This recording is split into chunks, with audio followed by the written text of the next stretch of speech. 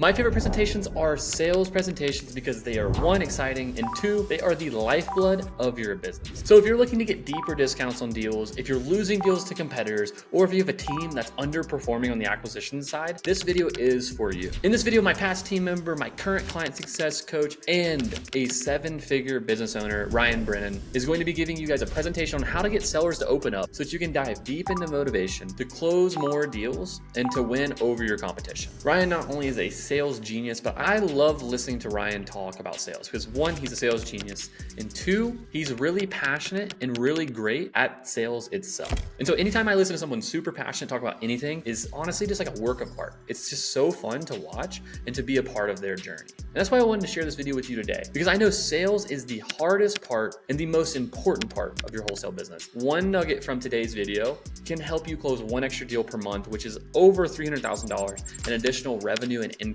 for your business and for yourself. So strap up and enjoy while our current client success coach and seven-figure business owner, Ryan Brennan, teach you guys how to close more deals. Enjoy the video and I will see you guys on the other side. So again, guys, this is on the topic of motivation. Okay. And I'm going to go into a quick agenda, but one thing to keep in mind and to walk away from this presentation with, if this is the only thing you remember, is that I've listened to so many calls. I've worked with a bunch of acquisitions people, and the trend that I'm trying to break, the pattern that I'm trying to break is we can oftentimes get really, really good in terms of creating a great conversation around somebody's situation in itself. But oftentimes we either abandon this conversation after, quote unquote, this part of the script or your sales process. We either just completely abandon it, or we just focus on the situation itself. In other words, we don't talk about the consequences of not solving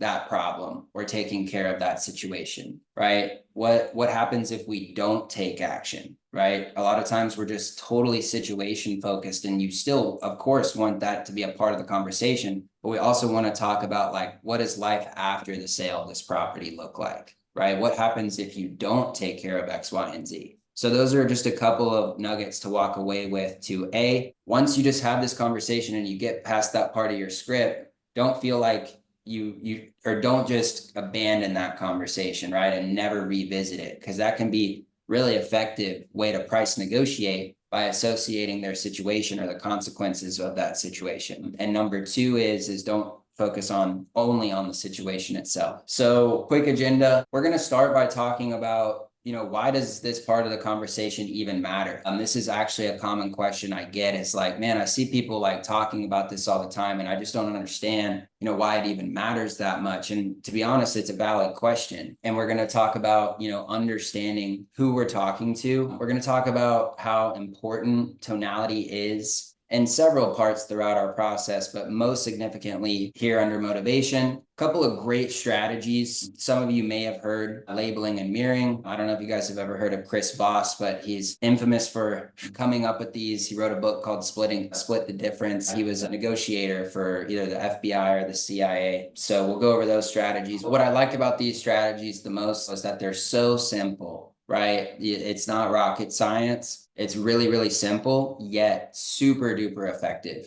So if you're a complete beginner to this and kind of sales in general, these are two strategies that you can implement immediately, and they'll really help carry your conversations on. Then for 4, 5, and 6, we're going to get into some examples of situation questions, problem awareness questions, and solution awareness questions. Specifically, what does the life after the sale look like? How we talk about consequences and how we set up our close as well. And then we'll get into some Q&A. But with that in mind, if you have a question, I want to make sure that I answer it. So please just raise your hand within Zoom and I'll answer it on the spot rather than waiting till the end, just because I do have a hard stop at 5. Most of you guys have been watching my YouTube channel for quite a while now and probably know that I have an accelerator program that's made for people who want to pay to grow their business faster. And after working with over 150 clients in the last 2 years, what we've done is we've redone the entire product so that we've been able to streamline success for our clients. And this new streamlined product in the first 3 months has created 7 businesses to hit their first $100,000 per month. And so since since we've helped over 150 clients scale their wholesale business to multiple 6 and multiple 7 figures per year, we've been able to really see what works. And we just redesigned our entire product to create a copy and paste system that our clients are using to scale their businesses extremely quickly. There's going to be things like, getting KPIs installed, getting your sales process going, having the MLS strategy installed, hiring an admin, hiring a lead manager, how to onboard these people, and just having a copy and paste system. And then we also are going to take you through getting your financials in order so you have a lot of clarity on like what your business actually does. So you're not stressed on how you spend money and where the marketing money goes and when's it coming back and all that kind of stuff. We're going to take you through exactly how to hire a copy and paste strategy on how to hire your first acquisition manager, because I know that's the hardest part of business, is getting yourself out of that sales seat. So we take you through that, how to onboard that person, etc. How to do the same thing for Dispo, how to do the same thing for TC, whatever it may be. And then obviously there's plenty of other like straight up copy and paste SOPs that you would get as part of the program. And these copy and paste SOPs will change the foundation and the infrastructure of your business forever. And basically the entire goal is to pair you guys with a one-on-one coach who actually does the business at a very high level, that they're able to help you implement these things perfectly in your business. That's going to make the difference for you being where you're at to where you want to be. And so I'll keep it brief, but if this is something that you are remotely interested in and how we would scale your company to $100,000 per month, allowing you to work less, then all you need to do is go down below this video, click the link below, fill out some brief info, and show up to that call. With that being said, we will hop right back into the video.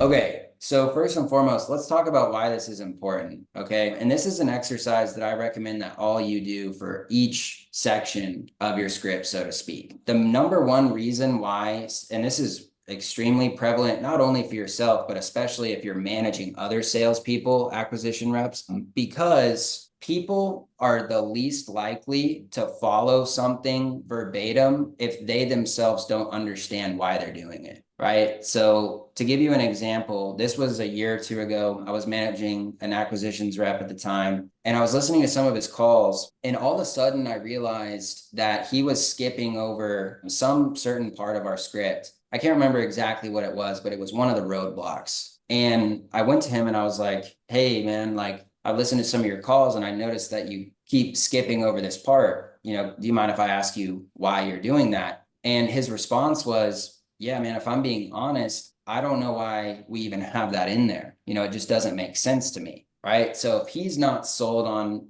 it himself, how is he supposed to do a good job of selling it to somebody else, right? So whether it's motivation, roadblocks, timeline, whatever the case, make sure that you and your team it's the reason why you do that should be clear and obvious to everybody on your sales floor. Another great reason, or just to get into the reasons rather of why it's so important, is number 1A, it allows us to get on common ground with the seller. Right? In other words, we're in a spot where we've had a conversation about what they have going on behind the scenes. We understand their context. We understand what they're going through, et cetera, et cetera. And that allows us not only to build rapport, but to further strategize when we truly understand, the type of seller that we're talking to. And as a quick side note here, some of you might not really have the ability to do this if you're a complete beginner. But a great exercise that I recommend you guys do is, as you close deals, reflect on the personality type that seller had.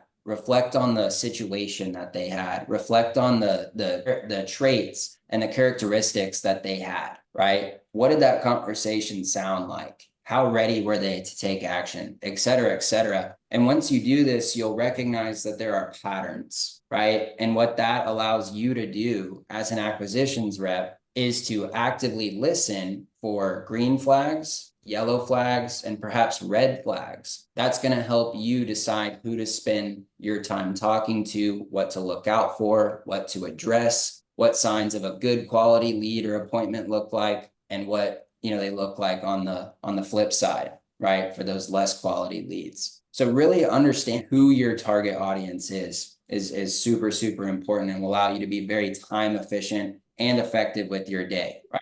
As salespeople, and I think this speaks for everybody, but especially in this context, time is by far our most valuable resource, right? We only have, or let me say it this way, there are a finite number of hours every day in which it's appropriate for us to make sales calls, right? So the byproduct of our limitation is that we need to be and strive to be as efficient with our time as possible, right? So what do I mean by that? What that means is we need to be choice and disciplined about who we spend our time talking to. We don't need to spend 25, 30 minutes talking to an unmotivated seller who is, doesn't really have that many pain points. Even if you're having a great conversation where you feel like you're building so much rapport, I don't care how much rapport you have, you're not going to turn an unmotivated seller into a motivated seller just because they vibe with you, right? So that is not time well spent. Look at it this way. I spend 30 minutes on the phone with somebody who is not the right fit for my business model.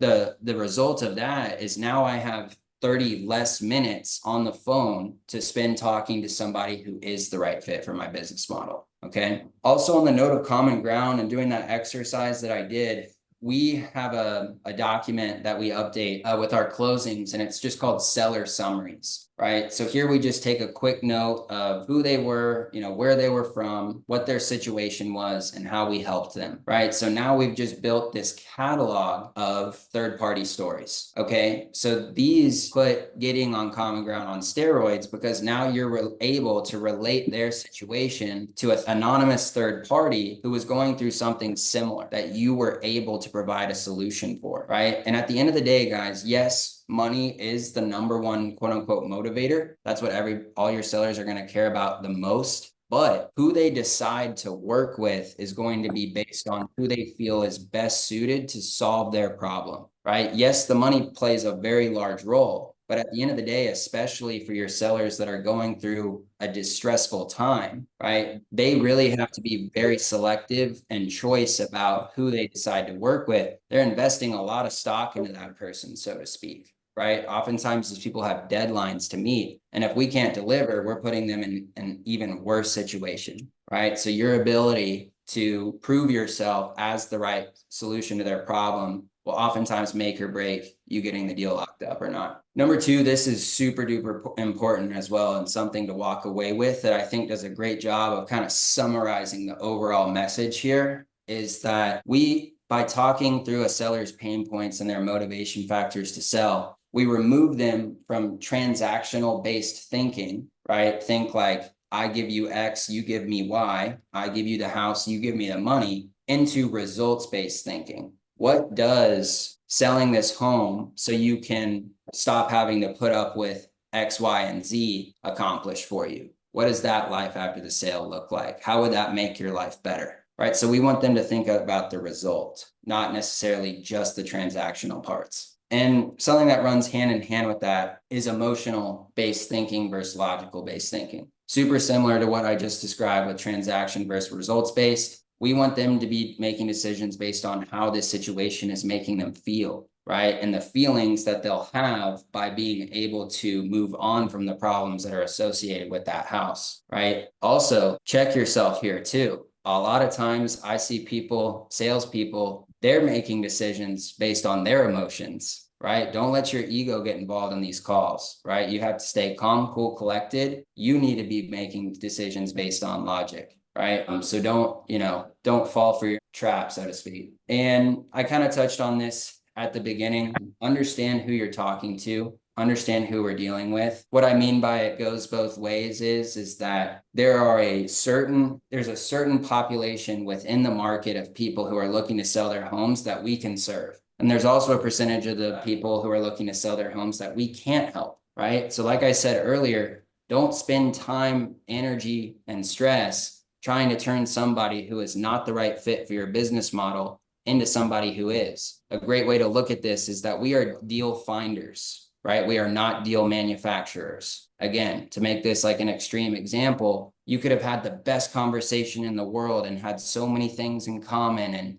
gotten your seller to laugh so many times. But if they aren't the right fit for your business model, just because they love you so much isn't going to sway them to sell their house significantly more discounted than they need to. Okay, never forget that. It's a huge mistake that I see, right? I don't care how much they love you. They're not going to take a 6-figure discount just because they like you, right? So just like I was saying, right? Always be asking yourself, be actively listening to what the seller says. And I want to double down on this point. This is a great takeaway as well. If you are thinking about what you're going to say next, that implies that what the seller is telling you is going in one ear and out the next. Right? It's just white noise when we're thinking about what we're going to say next. Be engaged, be invested in the conversation. Actively listen for, again, like I said, green flags, actively listen for yellow flags, those kind of moments where you're like, whoa, whoa, whoa, I need to unpack that. And of course, your red flags, those signs that are disqualification, factors, right? Somebody's like, yeah, I was just got a text, everything has a price. So if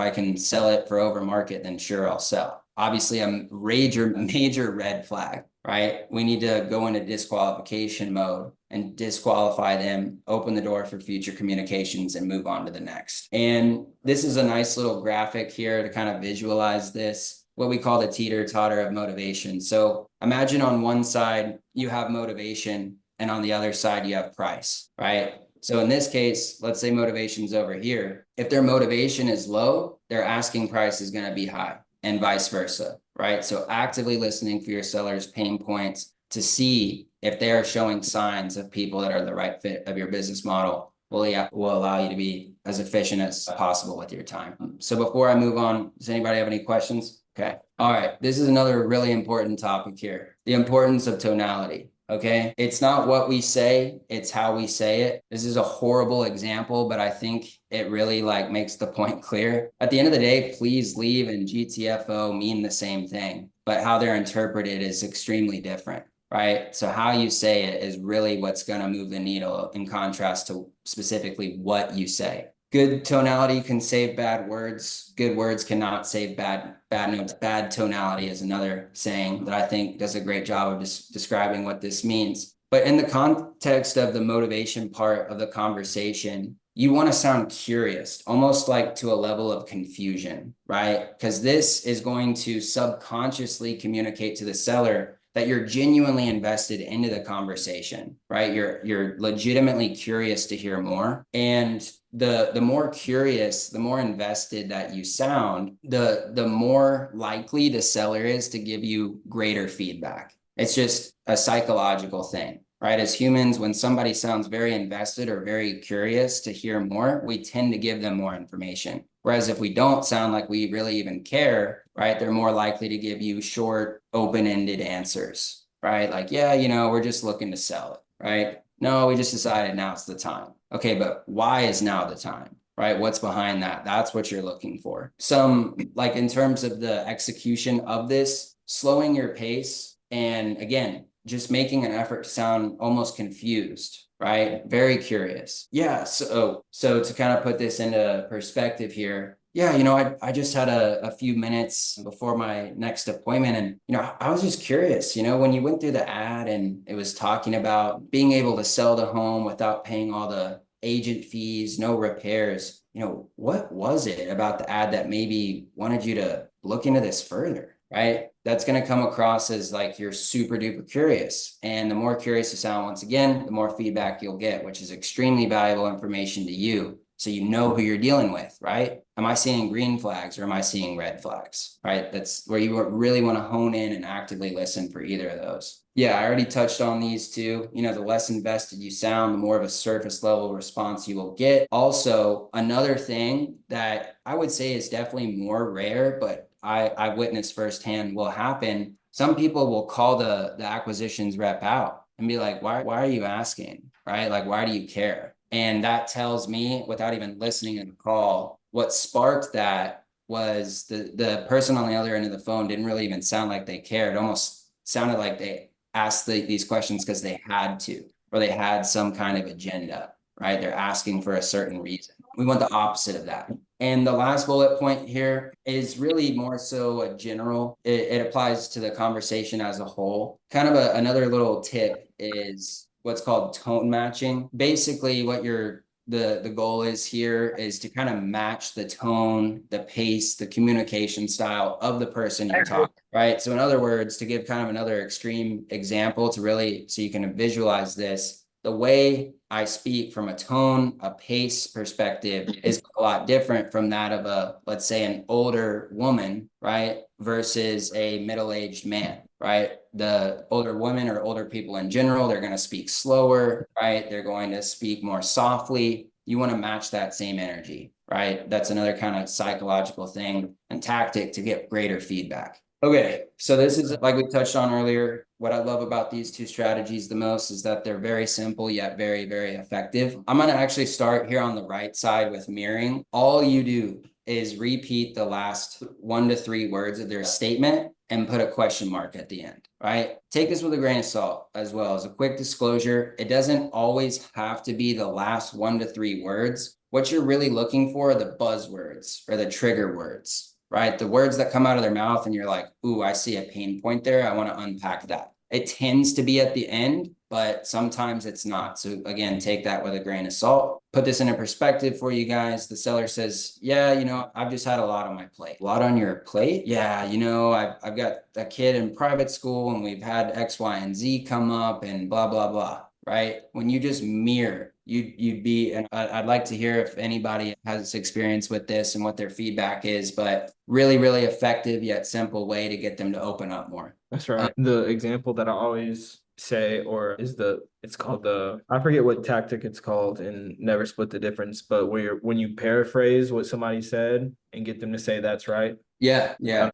The mirroring of what you were just saying. Yeah, yeah. That's another one of his strategies as well. So on the other hand, we have labeling to describe this before getting into an example. What you're going to do is you're making an assumptive statement here now. But what you're going to say first is either seems like, sounds like, or feels like. I personally really only use these top two. Not that one is better than the other, but they just kind of is what feels the most natural to me, followed by an assumptive statement, right? So as an example, yeah, the property is just becoming a money pit and I just can't keep up with the expenses. Man, seems like you're just tired of constantly having to fix it up. Yeah, it's been a huge pain in the butt because blah, blah, blah, blah, blah, right? Two really effective strategies to get them to open up more. Okay, so before we get into these specific types of questions, I want to provide a disclosure that this is all really education based, right? I don't want you guys to feel the need that you need to completely rewrite your script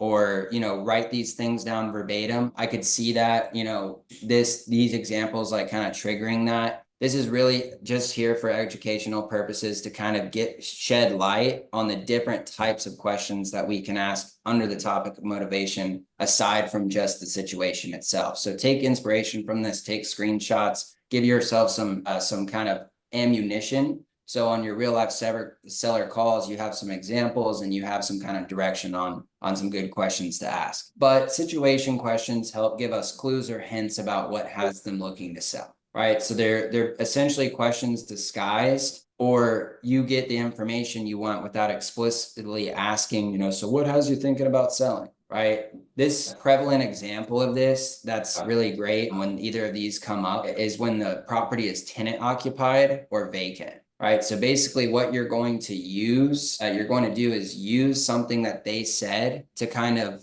naturally pivot into the motivation part of the conversation. Right. So let me give you some examples. Let's say, especially if you're calling absentee owners, a lot of the properties sellers y'all are going to be talking to are tenant occupied or landlords. Right. So you ask them, and do you currently live there or are there tenants? Right. Whenever the seller says, oh, I rent it out, there are tenants in place, I have a little light bulb in my head, or a little light bulb that goes off in my head that tells me like, I'm going to use this topic to pivot into the motivation. Right. Okay. And what are they paying you in rent? Right. They let you know. And are they on a month to month or are they on a lease? What we're going to do here is make an assumption that these are the best tenants ever. Right. They keep the property in tip top shape. They pay at the first of every single month with, every single time. And we're making that assumption to get the seller to correct us. Right. So, well, I'm sure your tenants keep the place in great shape and pay you every month on time. With that in mind, what has you reaching out to an investor like me? Right. This is where the well comes out. They're actually not the greatest tenants, right?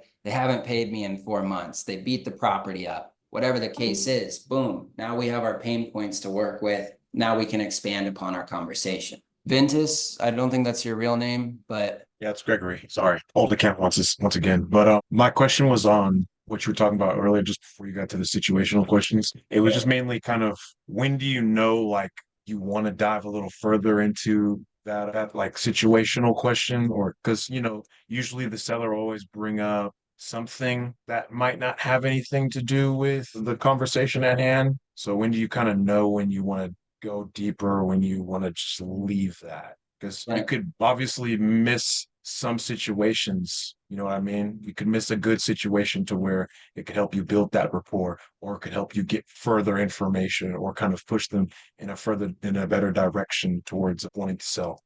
Yeah, absolutely. So I think I'm hearing you correctly. So let me know if I answer this right or not. But for me, again, I think this is kind of related to like what are the things that you look out for that are either like green flags, right? Or what are the things that sellers say that could be yellow or red flags? And a great kind of extreme way to really visualize this, and also as a quick side note, especially when you're bringing on salespeople, right? Whether it's lead managers, acquisitions, whatever, in your organization, understanding what is truly a motivated seller is way easier said than done, right? So to speak, it's much harder than you might think to identify like what is a truly motivated seller and what's not, right? What are the green flags? What are the red flags, in other words? So for me, what I share with people is I ask myself this one simple question. Is this person looking to move away from pain, or is this person looking to move towards pleasure? Very different,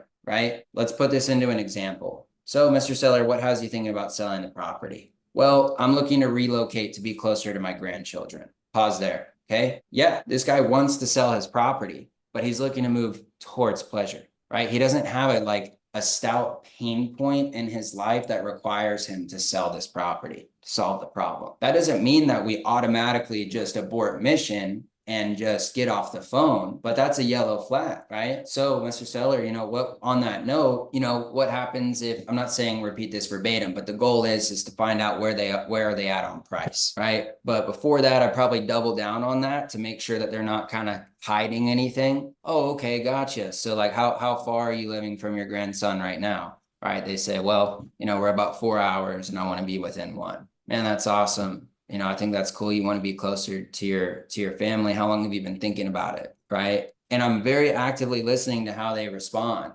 Some might say, yeah, I figured I'd reach out to some investors, and if I can't get my price, then I'll just list it. Another red flag, right? Or they might say, yeah, I'm just looking for something quick and easy. I know you guys have to make some money too. I don't want to list the property and I want to close on it fast. All right, now they're back in the game, right? So don't just take one thing and read the book by the cover. That's an indicator. Like whenever they give you that pain point, that why do you want to do this? That's your indication to unpack that, right? And the more reason they give you to why they need to sell that property, not want to, but why they need to sell that property, the more urgent they feel about that, that's going to communicate to you the quality of this lead, and it's going to tell you how you should strategize and carry that conversation moving forward. There's another question on that too, then wouldn't you say that you could kind of filter out what kind of caller you're going to be dealing with in some cases between the two? Because you said earlier, like they're either going away from pain or they're trying to move towards pleasure. Wouldn't that be like a good indication to just kind of decide off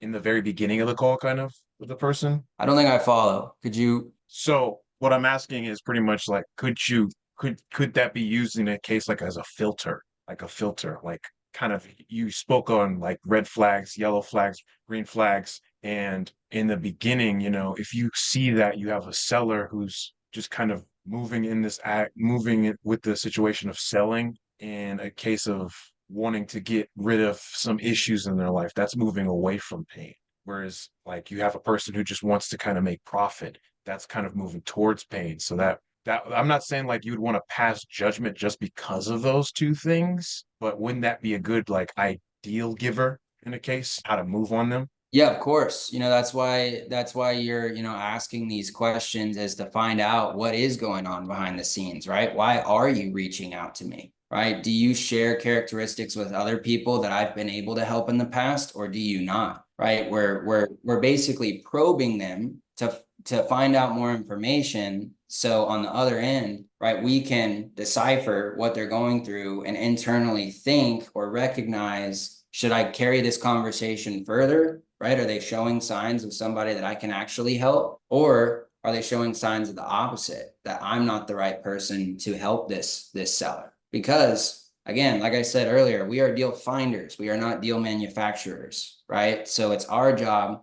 to actively listen and help the people that we can and know who we can help and know who we can't, right? You're not best suited to buy every house from every seller that you talk to, right? We're looking for actually a small percentage of the market that fits our business model. I mean, take it for what it is, right? Selling your house 50, 60 cents on the dollar doesn't make sense for a majority of people, but for that minority of people, it does, right? So it's our job to find those people, to recognize who they are. So these types of questions are really here to probe and to find out who we're really talking to out of the gate. If they pass the smell test, you're going to take the conversation one direction. If they start to show you red and yellow flags, you might take that conversation in a different direction. Does that make sense? Okay, perfect. All right, anybody else before we move on? Yeah, Ryan, I wanted to just add to what you were saying. I think sometimes people repeat themselves too, and it's also, I don't know if how you viewed it in your experience, but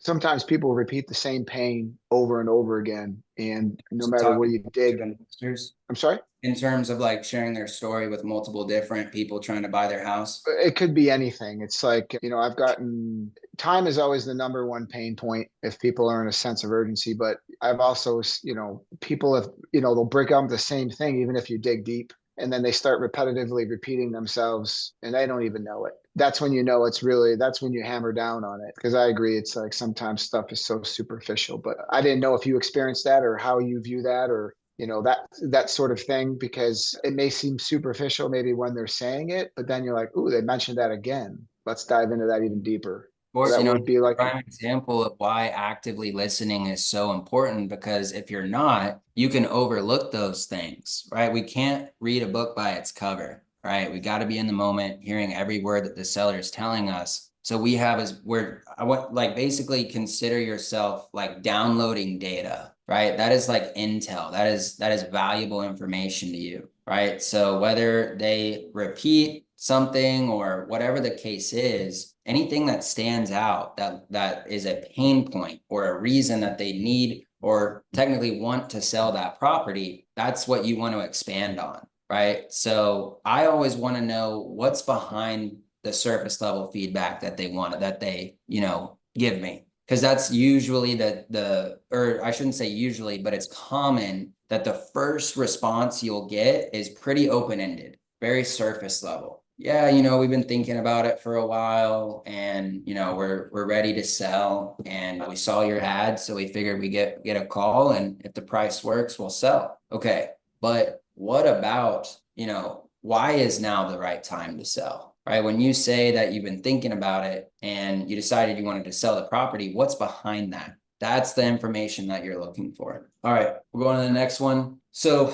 problem awareness. This is prevalent, in the context of whether or not the motivation is clear, right? So if they have clear pain points, whether they're in pre-foreclosure or they have squatters in the property or they have bad tenants or they inherited the house, then they want nothing to do with it and they can't fix it up, right? Those are all clear pain points, right? So the next thing you're going to ask is going to vary based on the clarity of their situation. Not everybody that we talk to is going to have super clear and obvious pain points, right? Sometimes they're going to keep it surface level, right? So let's start with motivation being clear, right? They have those clear and obvious pain points that are the reason why they're on the phone with you right now. And just so I can understand the rationale behind why you might be wanting to look for some outside help in selling the property, besides you just deciding now's the right time to sell, what's really the main reason you're reaching out to us rather than, I don't know,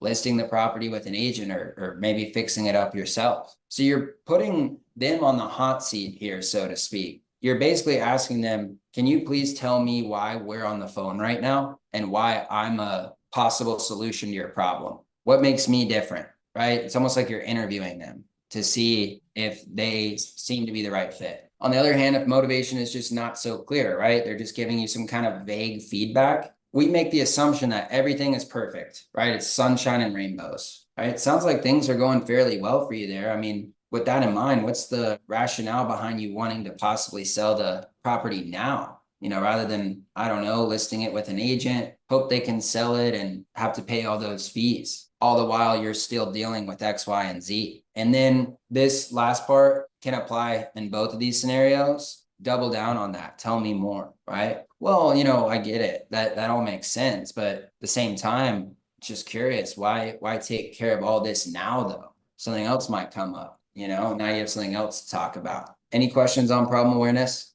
Okay. Solution awareness, life after sale, right? So just to get straight into the example of some kind of questions that you could ask around the solution, we're going to fast forward in time, basically. All right. Okay. So, you know, let's hypothetically say that we end up purchasing your home. I'm not saying that we can yet, but they'll have to look at some of the comparable sales, you know, to see what we could do. But let's just say that we could, besides you just, you know, not wanting to put up with those tenants anymore, how do you really see this benefiting you the most though? What would that do for you personally? But, you know, how would it be different though? Like being able to get rid of this home so you can, you know, not have to worry about your house getting beat up every single day. You know, how would your life be, you know, maybe different than it is now? So I want to pause here and talk about why we do this real quick once again. Now we start getting them results-based thinking, right?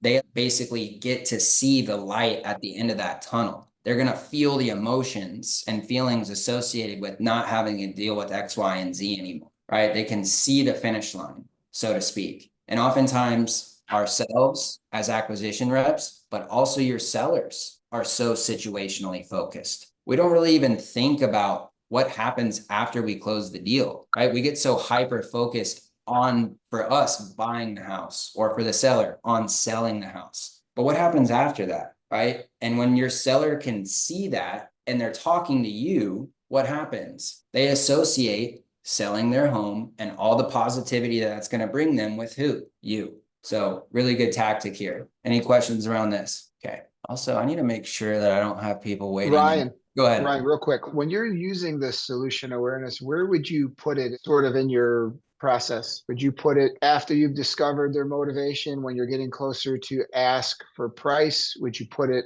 after you ask for price? Where do you think it best fits to create the picture so that whoever you're trying to help, like, gets the message and says, yeah, I you know, we're ready to move forward before we go to acquisitions or before we take it to the finance department? Great question. So the ultimate answer is I have a general guideline and like process that I follow, but at the end of the day, no two conversations are the same. Ultimately, an opportunity might arise to talk about the solution, or an opportunity might arise to talk about the situation. So I generally follow, first and foremost, you know, starting out with the situation itself, right? What has you thinking about selling is the kind of bare bones version of that, right? What's going on? Why are we on the phone right now? Okay. Number two is, are they aware of the full extent of that problem? We oftentimes make the assumption that our sellers are. By no means is that true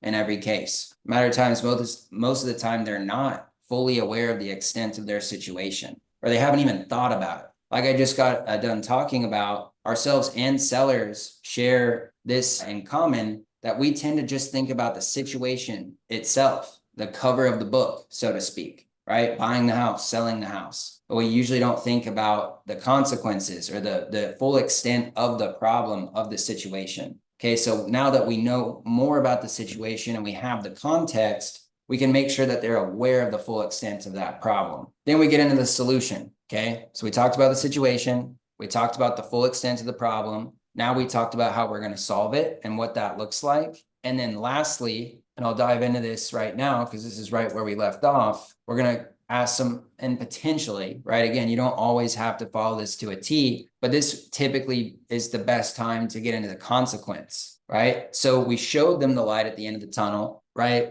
We got them to feel, at least to a degree, of what that will be like. They've visualized selling their home in their head. Now we're going to take that away. And what this accomplishes is it makes selling that much more clear to them. Once you've shown them what the solution looks like, how it would impact their life after getting done with X, Y, and Z, right? And we take it away. Okay. So we just had the conversation, about life after the sale solution. So, Mr. Seller, I understand the big picture, obviously, but what would happen if you don't take care of X, Y, and Z and A, B, and C get worse, right? So what happens if you don't deal with these tenants who aren't paying you and are squatting in the property, tearing it up, and that just continues to get worse month over month, right? So it's like, what is the consequence of not taking action on selling your home, right? Another example, right? You don't have to follow this. These are all just like bullets in the chamber, so to speak.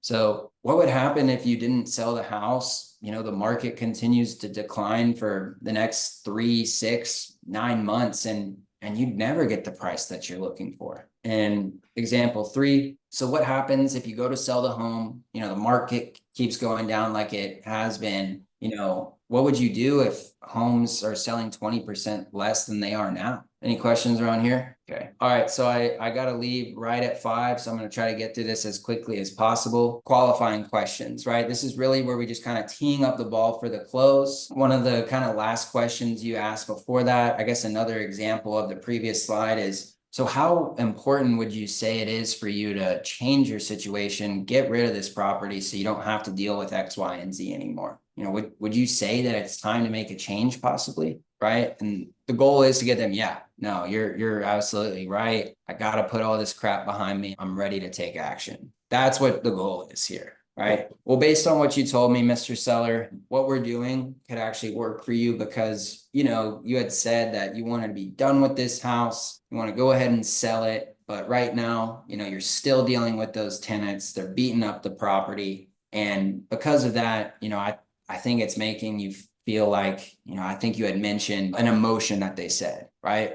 Common one here is just, I'm just tired, right? Another very common one here is tired of putting up with all the BS, right? Whatever. I'd like to jot down like certain trigger words that they say as well as a quick side note so I can revisit those. But this is where you come back in, and this is going to vary on kind of what your exit strategy looks like and kind of what your goal is to do. But this is where you transition into how, you can help them. So if anyone has a last question, I can stay for like 1 or 2 minutes, but I got to run. So does anybody have any questions? Yeah. So I went through like the whole phone call today, but I screwed up right at the end because he was like, I need to talk to my wife before I'm able to sign. And I completely forgot what to say, like to respond to that. I got you. Do you mind if I ask what you did say? So I just went through like the script and we got all the information and I'm about to qualify or disqualify the deal.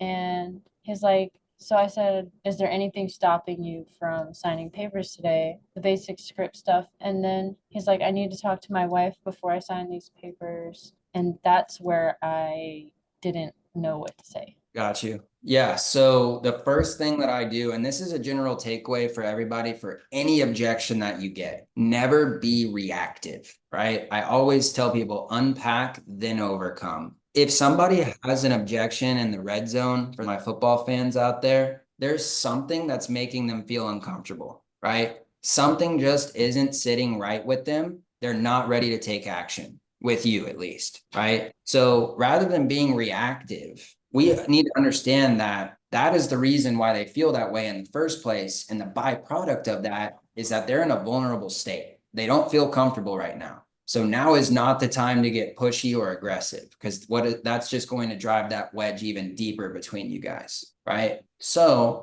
what I do first to get my seller's guard down is I show empathy. Right. So what that looks like is totally understand where you're coming from, Mr. Seller. I'll be honest, if the tables were turned, I'd probably feel the same way. Let me ask you this, what exactly is your plan to, have this conversation with your wife? Right. Okay. So in their eyes, I've effectively told them, no problem.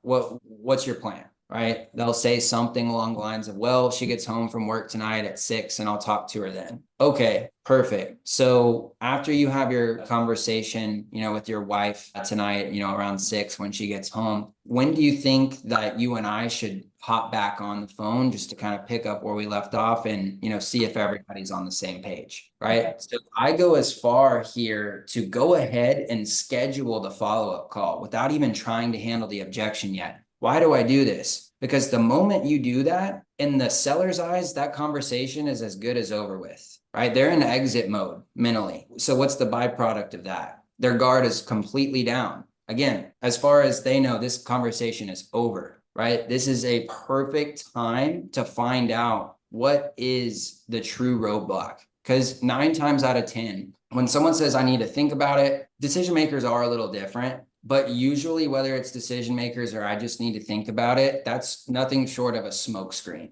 right? There's usually something else that they're feeling, right? That's not the truth, so to speak, or at least that's just the surface level of it. So we go ahead and schedule that follow-up call. And right before the call ends, this is when I go in for what I call like the kill shot, right? Meaning this is when they're most likely to share with you what that invisible roadblock really is. Okay. So we schedule the call back and I say, and just before we go, Mr. Seller, and I'll make sure to call you tomorrow at 7 or whatever you said. What was it specifically that you wanted to go over in your head, just so I can, be prepared for the next time that we talk? And this is when the truth comes out. Now it's an opportunity to overcome the objection at stake. Or at bare minimum, when they go to bed at night, they're going to feel better about it than they would have if that conversation never happened. So you're ultimately, whether it's now or tomorrow or whenever it is, you are now in a better position to close that lead than you were before this part of the conversation, right? If it's a decision maker's thing, like you said, I need to talk to my wife. What was it specifically that you wanted to talk over with your wife? Just so when we all talk tomorrow, I'm as prepared as possible to answer any questions. Truth comes out here. And now you know what you're truly up against. You know what objection's really at stake. And that's going to help you so much in terms of at least positioning yourself in a better spot to close that lead. Y'all have a good one. And I do this every week on Mondays at 4 p.m. Eastern. So I hope to see you guys next week. Y'all take it easy.